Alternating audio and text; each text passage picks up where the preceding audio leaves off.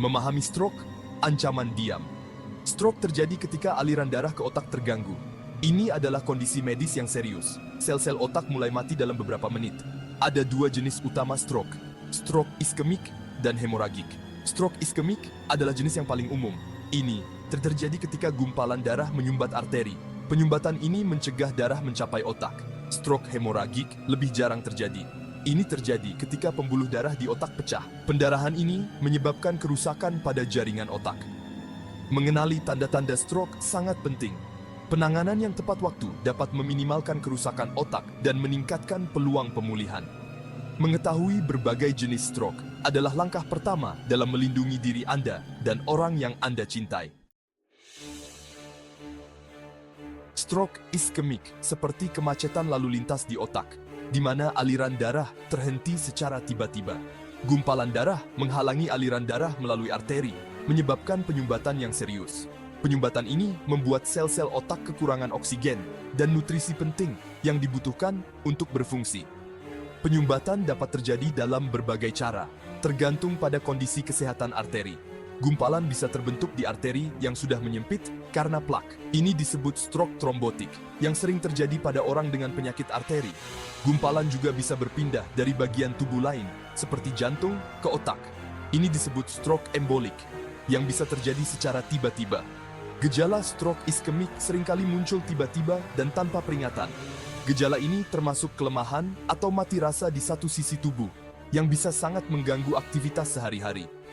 Kebingungan mendadak, kesulitan berbicara, atau kesulitan memahami pembicaraan juga umum terjadi dan bisa sangat menakutkan. Masalah penglihatan, kehilangan keseimbangan, dan sakit kepala parah juga dapat terjadi, menambah kompleksitas gejala. Jika Anda mengalami salah satu dari gejala ini, segera cari pertolongan medis. Waktu adalah faktor kunci dalam penanganan stroke. Stroke hemoragik lebih jarang terjadi, tetapi seringkali lebih mematikan. Ini adalah kondisi medis yang sangat serius, yang memerlukan perhatian segera. Jenis stroke ini terjadi ketika pembuluh darah yang lemah di otak pecah, menyebabkan pendarahan yang bisa sangat merusak. Pecahnya pembuluh darah menyebabkan pendarahan di otak, merusak jaringan di sekitarnya, dan mengganggu fungsi otak. Ada dua jenis utama stroke hemoragik yang perlu diketahui. Perdarahan intraserebral terjadi ketika pendarahan terjadi di dalam jaringan otak, seringkali akibat tekanan darah tinggi. Perdarahan subarachnoid terjadi ketika pendarahan terjadi di ruang antara otak dan selaput di sekitarnya, seringkali disebabkan oleh aneurisma yang pecah. Gejala stroke hemoragik mirip dengan stroke iskemik, termasuk kelemahan mendadak dan kebingungan. Namun, mereka sering disertai dengan sakit kepala yang tiba-tiba dan parah, yang bisa sangat melemahkan. Sakit kepala ini sering digambarkan sebagai sakit kepala terburuk dalam hidup saya, dan bisa menjadi tanda peringatan utama.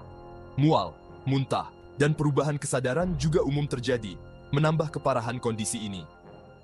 Perhatian medis segera sangat penting untuk stroke hemoragik, karena setiap detik sangat berharga dalam menyelamatkan nyawa dan mengurangi kerusakan otak. Stroke adalah penyebab utama kematian dan kecacatan di seluruh dunia. Di Amerika Serikat, seseorang mengalami stroke setiap 40 detik. Usia merupakan faktor risiko yang signifikan untuk stroke. Risiko stroke berlipat ganda setiap dekade setelah usia 55 tahun. Namun, stroke dapat menyerang siapa saja di segala usia. Sekitar 10% stroke terjadi pada orang di bawah usia 45 tahun. Meskipun risiko stroke meningkat seiring bertambahnya usia, penting untuk diingat bahwa stroke dapat terjadi pada usia berapapun. Memahami faktor risiko dan tanda-tanda peringatan sangat penting bagi semua orang. Stroke sering dikaitkan dengan orang dewasa yang lebih tua. Namun, stroke dapat menyerang dewasa muda, remaja, dan bahkan anak-anak. Meskipun risiko stroke meningkat seiring bertambahnya usia, orang muda tidak kebal. Beberapa faktor dapat menyebabkan stroke pada individu yang lebih muda. Faktor-faktor ini termasuk kelainan genetik, cacat jantung bawaan, dan gangguan pembekuan darah. Gaya hidup juga dapat berperan. Merokok, pola makan yang tidak sehat, kurang olahraga, dan penyalahgunaan narkoba dapat meningkatkan risiko stroke pada usia berapapun. Penting bagi orang-orang dari segala usia untuk mengetahui gejala dan faktor risiko stroke. stroke dapat berdampak buruk pada kaum muda. Efek stroke dapat bertahan lama dan memengaruhi semua aspek kehidupan. Secara fisik, stroke dapat menyebabkan kelumpuhan, kelemahan, dan kesulitan koordinasi. Secara kognitif, stroke dapat memengaruhi daya ingat, perhatian, dan kemampuan bahasa. Secara emosional, stroke dapat menyebabkan depresi, kecemasan, dan isolasi sosial. Pulih dari stroke bisa menjadi perjalanan yang menantang bagi kaum muda, seringkali membutuhkan rehabilitasi dan dukungan yang ekstensif. Intervensi dini dan akses ke perawatan khusus dapat meningkatkan hasil bagi penyintas stroke muda. Bagian 7. Mengenali faktor risiko. Memahami faktor risiko stroke sangat penting untuk pencegahan. Beberapa faktor risiko, seperti usia dan riwayat keluarga, tidak dapat diubah. Namun, banyak faktor risiko yang dapat dimodifikasi melalui perubahan gaya hidup dan pengelolaan medis. Tekanan darah tinggi merupakan faktor risiko utama stroke. Diabetes, kolesterol tinggi, dan merokok juga meningkatkan risiko. Faktor risiko lain termasuk obesitas, kurang aktivitas fisik, dan konsumsi alkohol berlebihan. Mengidentifikasi dan mengelola faktor risiko ini sangat penting untuk mencegah stroke. Pemeriksaan rutin, kebiasaan sehat, dan mengikuti rekomendasi dokter Anda dapat secara signifikan mengurangi risiko Anda. Bagian 8. Mencegah stroke. Mengambil kendali atas kesehatan Anda. Mencegah stroke melibatkan kombinasi modifikasi gaya hidup dan pengelolaan medis. Mengontrol tekanan darah sangat penting untuk mengurangi risiko stroke. Ini dapat dicapai melalui pengobatan, diet, dan olahraga. Mengelola diabetes melalui pengobatan, diet, dan olahraga juga penting. Berhenti merokok adalah salah satu hal paling berdampak yang dapat Anda lakukan untuk menurunkan risiko Anda.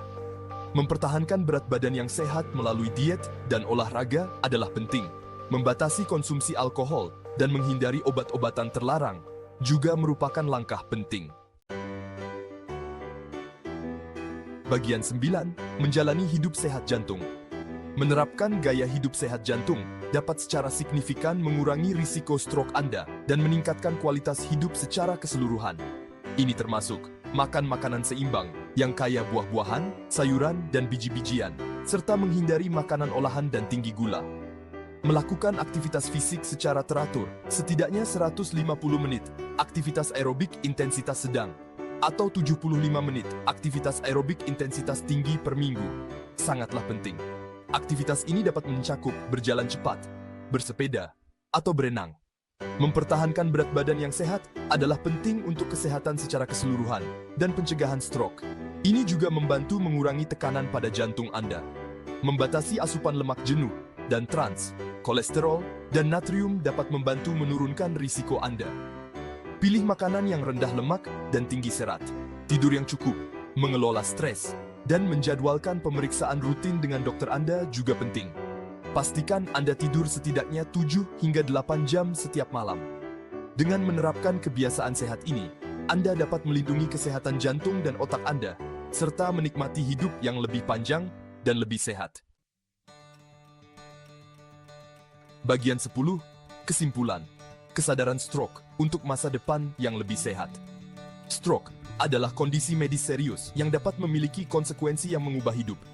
Memahami berbagai jenis stroke, mengenali gejalanya, dan mengetahui faktor risikonya sangat penting untuk pencegahan dan intervensi dini. Meskipun stroke dapat menyerang siapa saja di segala usia, stroke seringkali dapat dicegah. Dengan menerapkan gaya hidup sehat, mengelola kondisi kesehatan, dan mencari pertolongan medis bila perlu, kita dapat mengurangi beban stroke. Kesadaran stroke penting bagi semua orang. Dengan bekerja sama, kita dapat meningkatkan kesehatan otak dan menciptakan masa depan dengan lebih sedikit stroke.